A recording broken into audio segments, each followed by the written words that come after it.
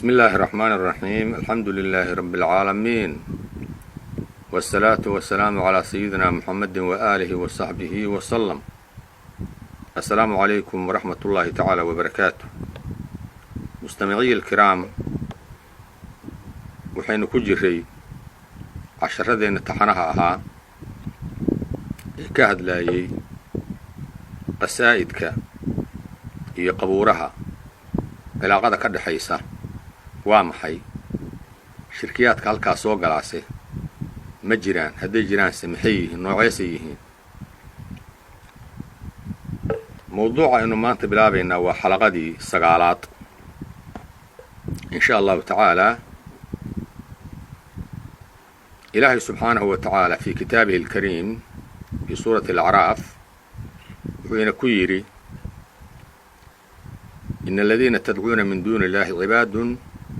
أمثالكم. آيادان إلهي سبحانه وتعالى وحينو شيغايا وإنا برايا إلهي قيرك إنا لبرين. إلهي قيرك مركا لليهي من نبي با ما قبر با ما ملائك با ما وحكلا. إلهي قيرك لما بري كرو موجودة. هدي لو ويديسته حبكم أودان إلهي بأود له وحبهنتنا إلهي باله بريضنا عبادة قحرا والنظام سن أي أحي سو مجيد. إلهي سبحانه وتعالى ميل بالكليا به بينه وبين خلقه في عبادته ودعائه وليا صالحا ولا ملكا مقربا ولا نبيا مرسلا. dhammaan intaasoo dhan waa addoommo ilaahay. malaa'igtu waa addoommo ilaahay. ambiyadu waa addoommo ilaahay. awliyada saalixiinta waa addoommo ilaahay. makhluuqa kale waa addoommo ilaahay. baabka baryada markay joogto ilaahay cid loo sii maro haba yaraatee ma jiro. hadalkaas qabso. qofka muslimka ah oo walaalka ahow soo baahi kuma hayso. sow ilaahay uma baahnid. sow ilaahay faraj inuu kuu furo dooni maysid. ilaahay toosu bari. ilaahay waa kuu diyaar ee adiga ma lagaa helaaya. adiga waa kuu diyaar. ilaahay waa kuu diyaare adiga ha lagaa helo. dayib, ambiyada ilaahay iyo cibaaradu see isku ahaayeen iyo baryadu. qodobka baryadan ilaa qaadaadhigeennoo ku jiray ilaahay subxaanahu wa tacaala fii suurati nisaa isagoo ka warramaya nebillaahi ciise u fiirso: lan yastankifa almasiixu an yakuuna cabdan lilaahi walalmalaa'ikatu lmuqarrabuun. u fiirso, nebiyullaahi ciise kama santaagin oo iskama weynayn inuu yahay addoon ilaahay. addoon ilaahay inuu yahay kama santaagin. ma ujeedda? walalmalaa'ikatu lmuqarrabuun, malaa'igta ilaahay u dhowna inay addoommo ilaahay yihiin kama santaagin. addoon ilaahay weeye. iyaguna addoon ilaahay weeye. addoommo ilaahay weeye. soo ma jeedid? halkaa marka waxaa arkaysaa addoonnimadu qolo gaarkuma aha. waa sharaf, waa wanaag, waa ictiraaf. addoonku uu ictiraafay inuu yahay cabdun min cabiidillaah. u fiirso aayaddan suuratu maryam: in kullu man fi samaawaati waalard ilaa aati araxmaani cabda. dhammaan waxa jira ama ku sugan cirarka iyo dhammaan waxa ku sugan dhulalka ma jiraan, haddayse jiraan, ilaa aati araxmaani cabda. ilaahay bay u imanayaan iyagoo addoommo ah oo ilaahay subxaanahu wa tacaala addoon u ah bay ilaahay u imanayaan subxaanahu jalla jalaaluh. soo ma jeedid? ambiyadu ilaahay bay baryaayaan waxdaaniyadiisa iyo biasmaa'ihi alxusnaa iyo wasifaatihi alculaa bay alle ku baryaayaan. kanuu waa ayuub calayhi salaatu wasalaam wacalaa nabiyina wacalaa saa'iri alambiyaa fii suurati alambiyaa: wa ayuuba id naadaa rabbahu annii masaniya dur wa anta arxamu araaximiin. ayuub oo dhibi taabatay ma qabriguu aaday, ma siyaaruu qaaday, ma jiilaani iyo awliye kaluu uu xagga aaday, ma cid kaluu ilaahay ku baryey? maya day. isagu hortuu hadlaayey allaa ogaa subxaanahu jalla wajalaaluh taariikhda musu inuu ku soo raray oo qur-aanku inuu ku sheegay wa ayuuba id naadaa rabbah ayuub waqti uu rabbi xusaayey ummadda u sheeg oo muxuu yidhi annii masaniya dur ilaahu dhibbaa i taabatay wa anta arxamu araaximiin adiguna waxaa tahay allaha naxariista oo inta naxariisata ugu naxariis badan oo ka naxariis badan ilaahu dhibta iga saar saasaa la rabaa qofku markii mixnad iyo mashaqo iyo dhib iyo kurba ku timaado inuu saa ilaahay u baryo day ilaahay suu ajiibay fastajabnaa lah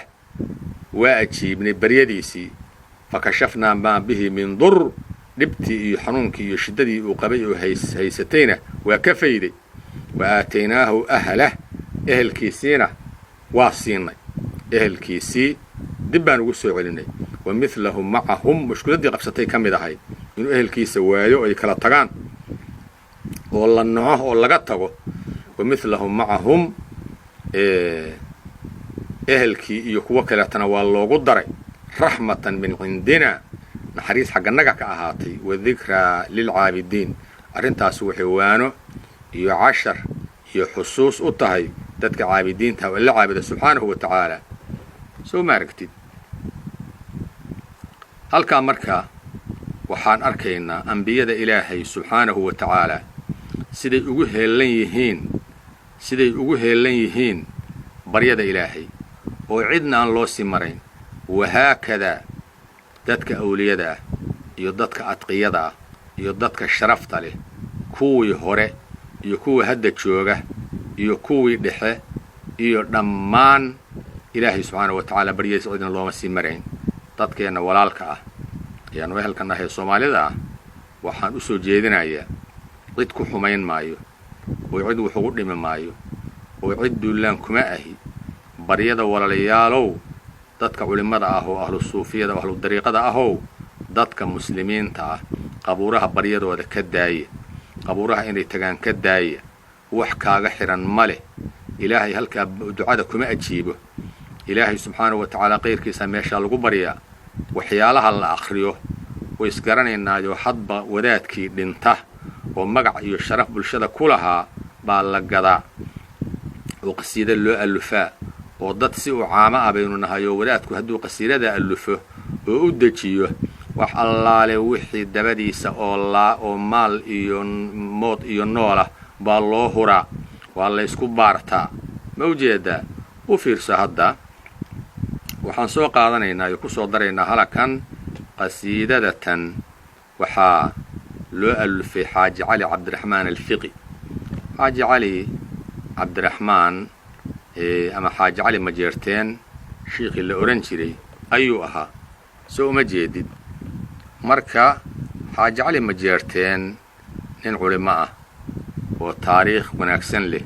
oo khayr aan u rajaynayno ayuu ahaa isaga iyo ummaddii islaamka ahayd oo walaalka ahayd oo dhan iyo guud ahaan dadka muslimiinta ah hadday sidaa ahayd xaaji cali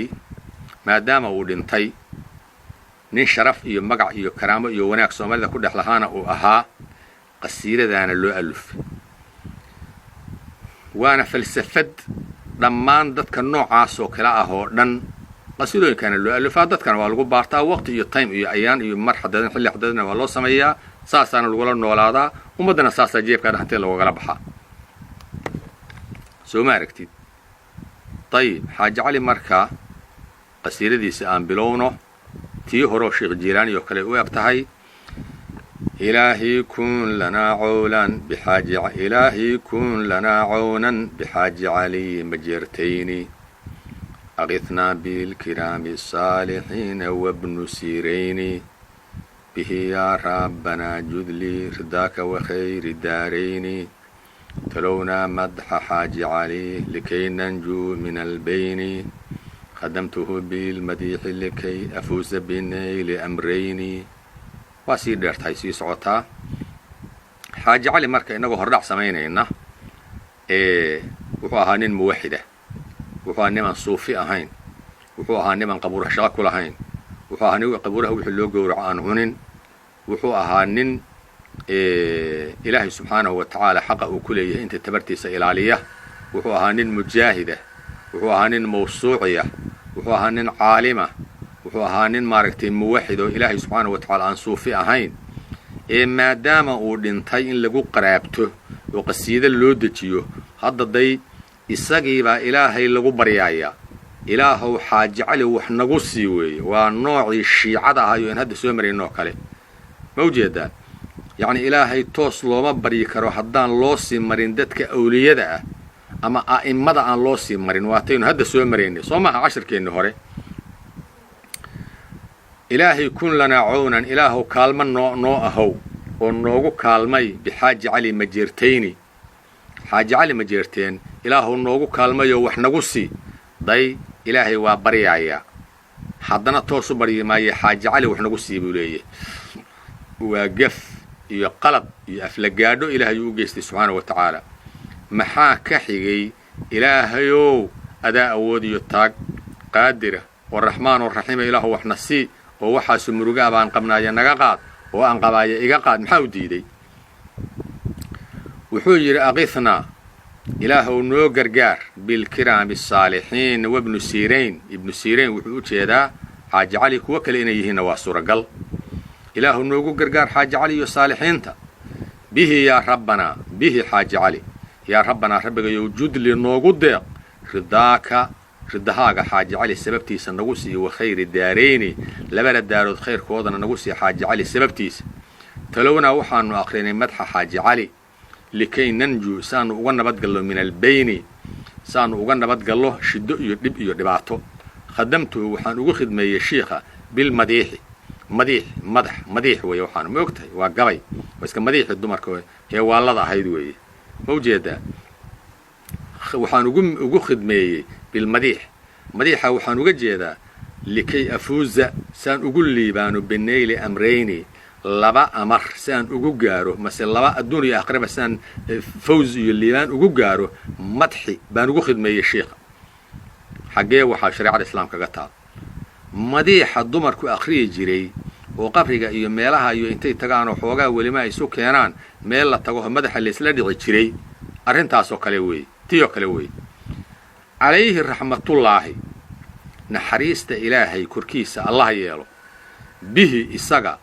xaaji cali baa narjuur naciimayni laba nimco baan ku rajaynaynaa waa ku soo celceliyayo ma aragtaa yaqiinan waxaa dhab ah ogaada innagu inoo warramaya anna man ya'tii ilayka qofkii kuu yimaada xaaji caliyow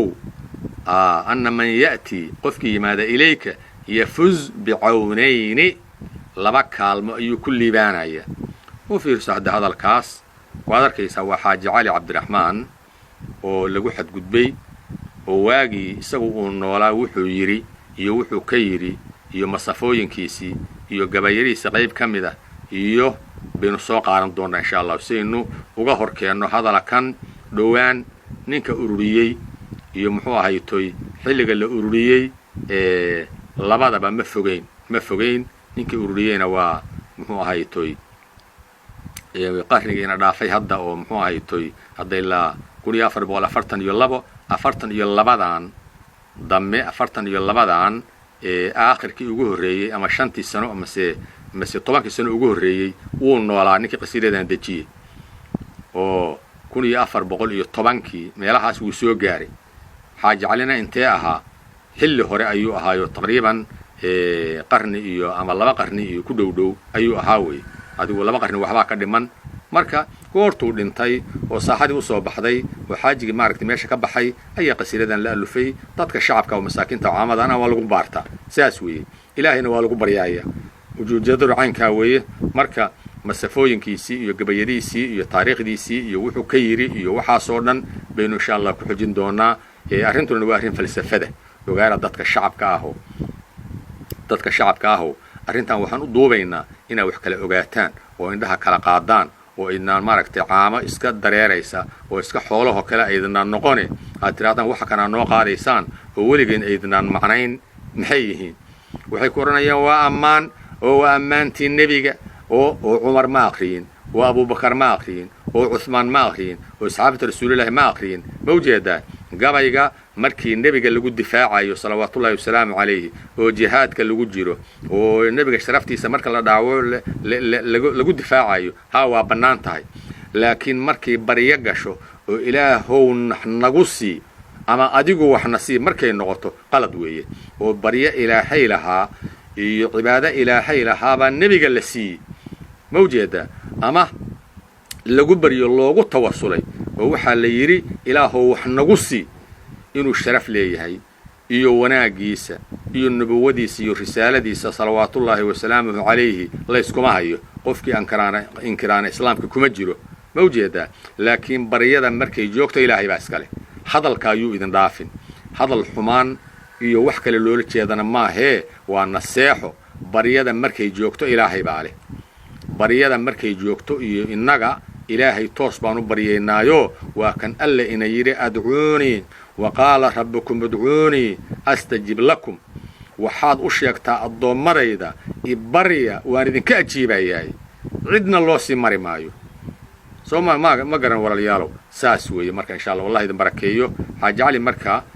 intaa markay iyagu sheegeen oo wararkan hadda ilaahay qeyrka ku baryaayeen ay bannaanka soo dhigeen isagu xaqiiqan see ahaa وصلى الله وسلم وبارك على سيدنا محمد وآله وصحبه وسلم والسلام عليكم ورحمة الله تعالى وبركاته.